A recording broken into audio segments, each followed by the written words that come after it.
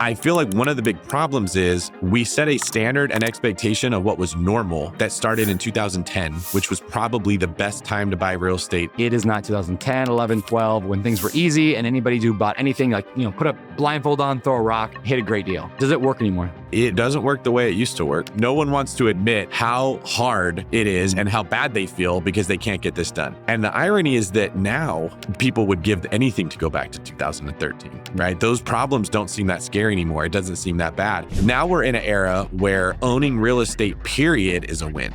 Should somebody buy a property that is negative cash flow? Cash flow becomes the magic pill for everyone that doesn't like their life. If you ask everyone in this room, do you want $1 million? Who here would say, no, I don't want that, right? But then if you said, what are you doing to get $1 million? Very few of the people in here would be taking the steps that millionaires take. The truth is they don't want $1 million. If you are not giving up comfort and you're not financially successful, you don't want it. You would just like it.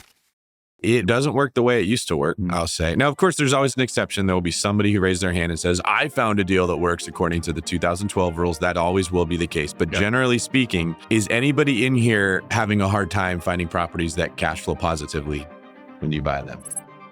Well, there's 4 of you. The rest of you are finding cash flow properties everywhere.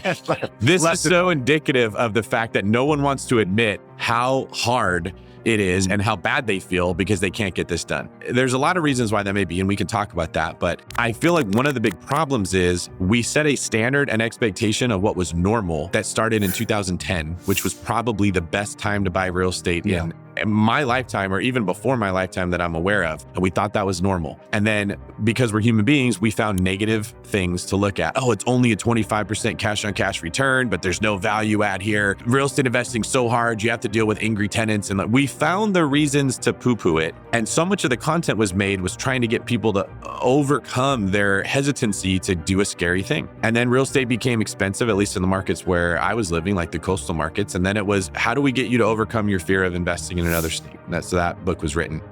Then it became, how do we get you to overcome your fear of scaling? The Burr method was real. There was always an objection that we were trying to overcome with people.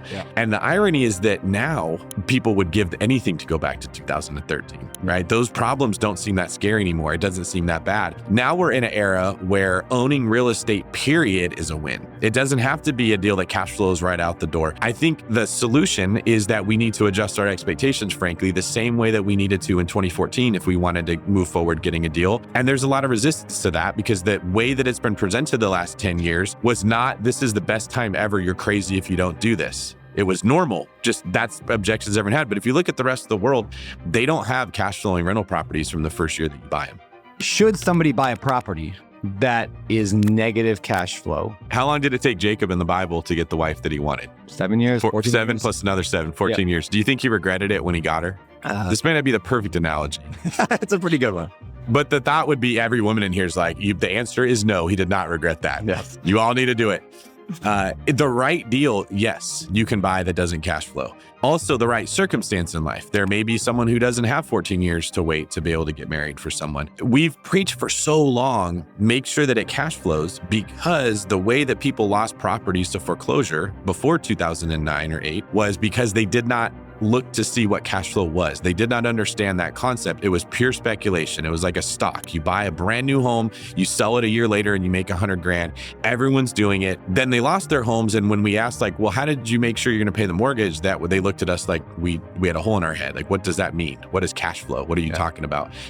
There are certain people that are in a situation in life that they cannot buy property that doesn't cash flow. If you are living paycheck to paycheck, if you don't have a lot of money set aside, if you're not doing well financially, you could invest in real estate a long time ago. I don't want to say don't do it. It is much riskier. I'm advising more people to not buy real estate because of the situation that they're in life now than I ever did before. Then you have somebody else that maybe saves $20,000 a month. They have a great business that's going on. They live beneath their means. They have managed their money very well. They've earned the right to sort of delay gratification. I remember a conversation that you and I had specifically where we were first sort of toying with this idea of, is it heretical to not buy for cash flow? And we were looking at an example of like, okay, this property in Indiana cash flows $400 a month. It's worth $60,000. In 10 years, it's going to be worth $65,000.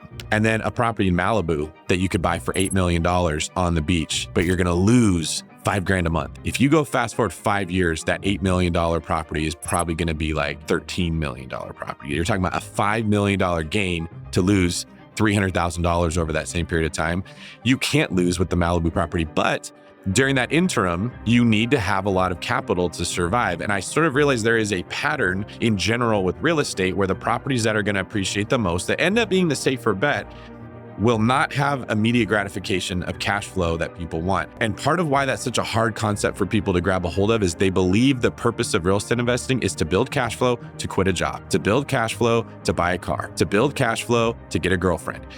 Cash flow becomes the magic pill for everyone that doesn't like their life. If you just had cash flow, you could change everything. And I think that has sort of been a cancerous ideology that isn't very healthy. And you notice, I'm sure, as we both are working with training and teaching a lot of investors, the ones that show up with the attitude of, yeah, I'm here because I don't like work, I don't like hard work, always struggle. The ones that succeeded at all the things they did before, and then they come into this, they end up figuring out how to do this too. Yeah, there's almost no successful real estate investor I know that grew a big business and then just went and retired on the beach. It's very, very rare, right? Like anybody who's able to attain financial freedom isn't actually able to take financial freedom. So I see that all the time with the lazy kind of approach to real estate investing. So just having a good idea that like, this is going to be hard, I'm going to be in this forever, maybe a good approach. But what about the person who can't afford to lose cash flow? They can't afford to lose that cash flow. Let's say they have the right mindset. Hey, I'm in this for a long time, but I only make 65 grand a year at my job. I'm a fireman, I'm a teacher, I'm a, whatever. Should they just not do real estate? We all have something that we can give up of value. When you're in a position that you don't have money and you can't give up money to get into real estate, you still have comfort. You can give up comfort. You still have time. You can give up time. You can give up immediate gratification. This comes up so much with someone who's bad with their money and they don't have enough to buy real estate. I only have $4,000. What can I do with $4,000? Then I ask the question, well, why do you only have $4,000? And the conversation slowly dies, okay? They're working a job they're very comfortable working that does not require very much of them. They are not willing to give up the comfort zone of, well, I work at an Amazon warehouse and I make $15 an hour and my rent's $2,500 a month. So I can't really save money. And I'll say, well, have you thought about asking for a promotion? I hate that place. I don't want to be like my boss. Okay, have you thought about looking for another job? Well, I got this car payment. I have all this debt. I really can't. It turns into this, there's an excuse they can't leave, right? Well, have you thought about getting rid of your apartment and moving in with someone else and paying them to rent a room from them? I really like my space. I need peace. I'm a person who really is in tune with my environment, so I can't do that.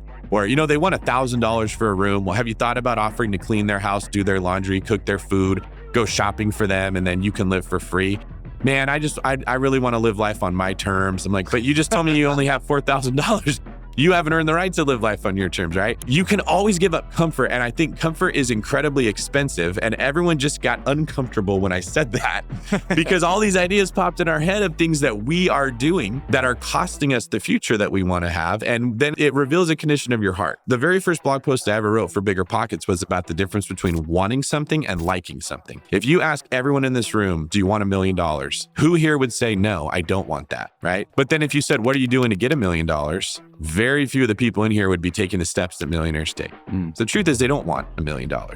Do you want to look like The Rock? Yes. You do, right? Who here would actually want to go work out with The Rock and try to keep his pace and eat his diet? Who's waking up at 4:30 and pushing themselves so they throw up in the weight room and then being told that you actually had more to give? That was kind of pathetic.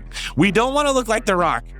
If I want to look like The Rock, I promise you I'd be doing what The Rock is doing at a price I'm not willing to pay. Yeah. And I'm just honest with myself. What I would like to look like The Rock. Yeah. Okay. If the workout fairy came and touched me with the head, or the money fairy said, I bestow $1 million on you, I would take it. But if I wanted it, I would be doing things, right? So the truth is, when you get into this financial independence, financial freedom, wealth building journey, it reveals the condition that your heart's already in. And that is a very unpopular way of looking at this. What is more popular is for someone to tell you it's unfair, the chips are stacked against you, other people have wealth. If you had only been born into a different situation, you could do the same thing, which is hilarious because we live in a country where it is literally easier to make money than anywhere in the world at the easiest time. There's people making 6 figures on YouTube showing people how to put on makeup. Put yourself in Argentina right now or Venezuela and tell me that's hard to become a millionaire, someone like that. We come up with reasons to justify not doing what it would take to be good. Not just like with working out, you can't deny it. With money,